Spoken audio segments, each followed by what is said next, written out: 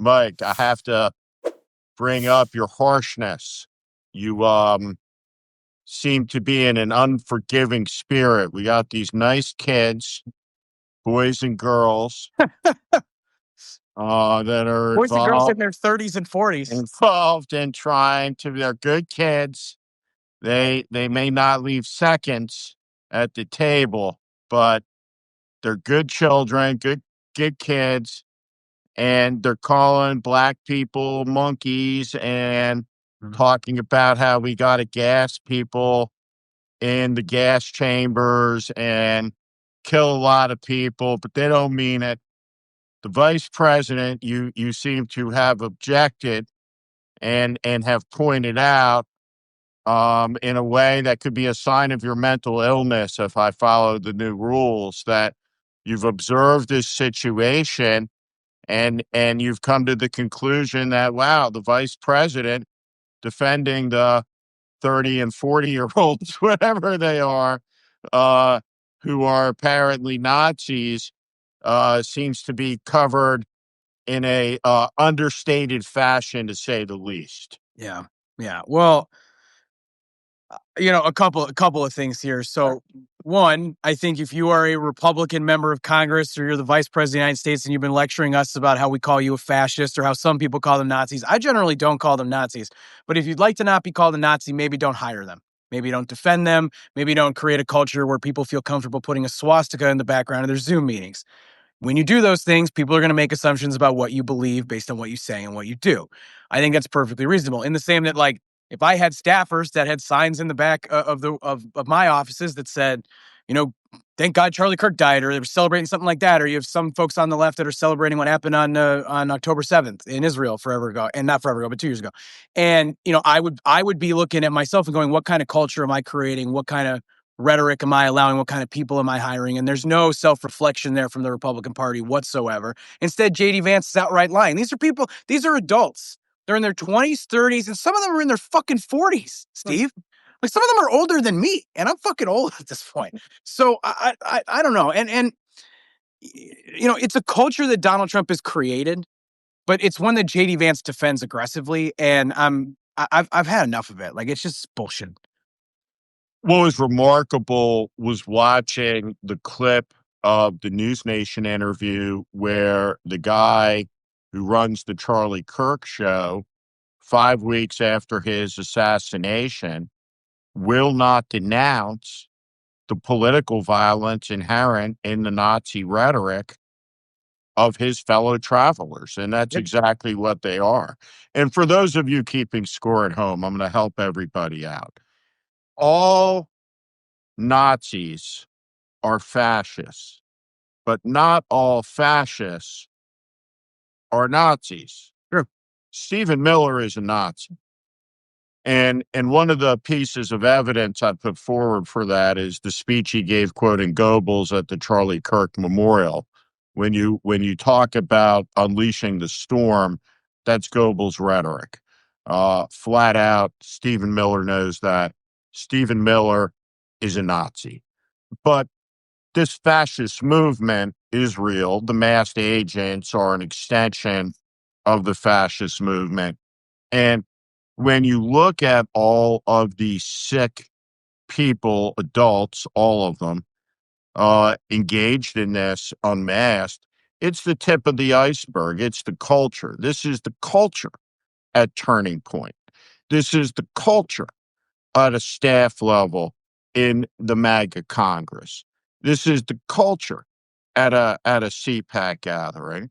And don't let anybody lie to you all and tell you that it's not. It is. And similarly, the people who celebrate and apologize for that are the same people who are condemning the patriotism of the dissenter this weekend, calling 10 million people who take to the streets and protest over the fascism that Donald Trump has brought to America with his sick MAGA movement, enemies of the state, and worse, and calling this a hate America rally. So how do you see all of that? That the same people that are the apologists for the worst of the worst are also the people that are slandering millions of Americans who are about to take to the streets and say, we won't bow to a king. We won't bow to a fascist in this country. Well, they're scared. Let me be clear about that. They are scared because people are going to rise up and people are going to be in the streets. And they can't have that because they need to create this unified idea that Donald Trump won in a landslide election, which he fucking didn't, that Donald Trump has a mandate that he doesn't have, and that everything that he does is popular. Go look at the rhetoric from the right over the last couple of weeks. It's not only unhinged, it's just completely detached from reality. The economy's booming. Everybody's happy.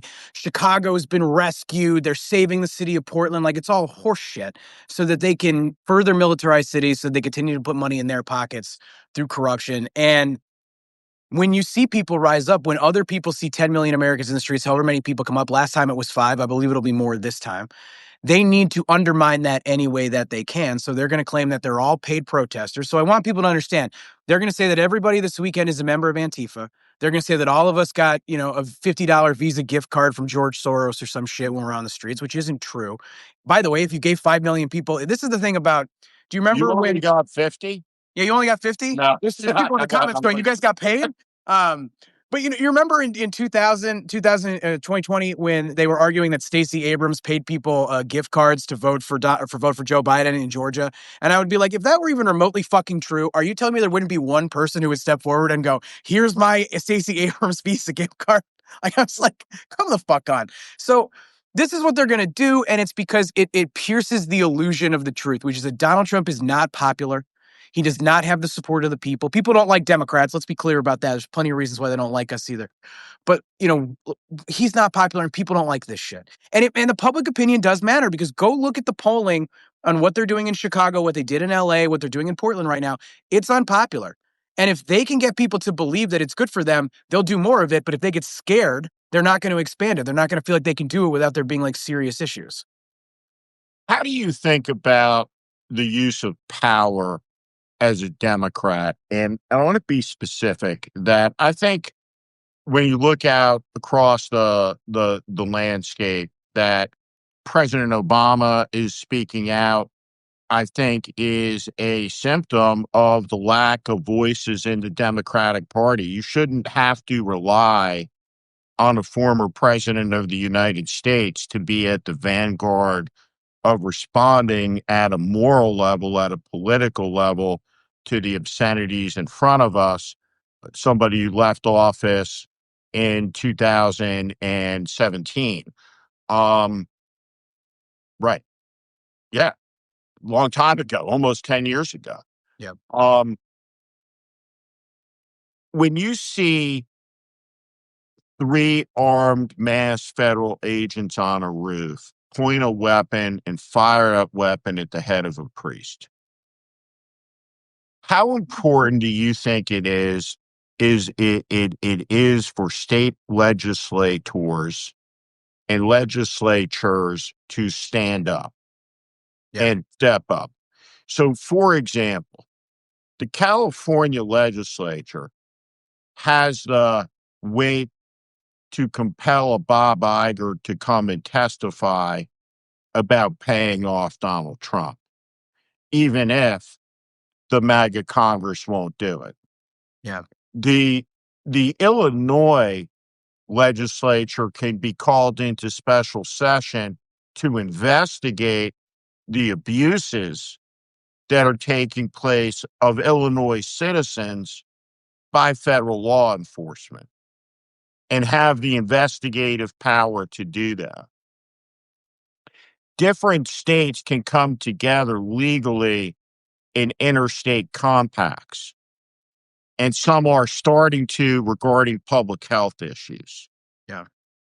How do you see how Democrats should articulate the use of power where they have it to obstruct and confront this in a style that's different than what I would call the Schumercratic mentality in Washington? Well, I think there's a fundamental misunderstanding of how to utilize power in the Democratic Party. And I think part of the reason I named my Substack Endless Urgency is because I sort of admire what Trump does, not the actual policies that he enacts and the hurt that he does to people, but the way that he uses and wields power. And I go, all right, look at what they can get done. Look at what they can accomplish. And we can't get fucking anything done when we control all branches of government. They have a 3-seat majority in the House, and they're doing more than the Democrats did over the last 4 years. Now, almost all of it exclusively is terrible, and it's hurting people, and it's benefiting billionaires, and it's benefiting Donald Trump, and it isn't helping regular people. But why the fuck can't we do that? So I think you have an epidemic of a problem, which is throughout the Democratic Party at every level. We do not have operatives. We do not have pundits. We do not have influencers. We do not have content creators. We do not have candidates and elected officials who understand that we're in a different moment that requires a different use of power. Like, we are not Bill Clinton taking over for George H.W. Bush because people were mad that taxes went up and the economy was in a recession. We are Abe Lincoln and the radical Republicans. Like, we are living through a time. We are FDR. We are Teddy Roosevelt. We have to live through a time where there is unbelievable inequity, where people are getting screwed, where people can't put food on the table, can't afford to buy a house, can't live the life that they should, can't survive, let alone thrive and take a goddamn vacation with their family. If we're going to solve those things, we're going to have to be creative. We're going to have to think about power differently, and we're going to have to wield that power differently.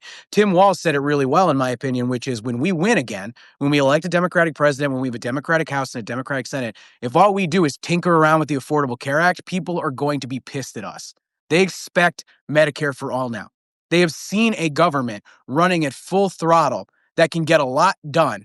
Now, it's not helping people again, but they're getting a lot done, at least in that beginning period, in that beginning 150 days or whatever. So we've got to get to that. Now, in terms of slowing them down, our best activists, our best elected officials, our best legislators are all in the states. So the attorneys generals are doing an amazing job of slowing this down in the courts.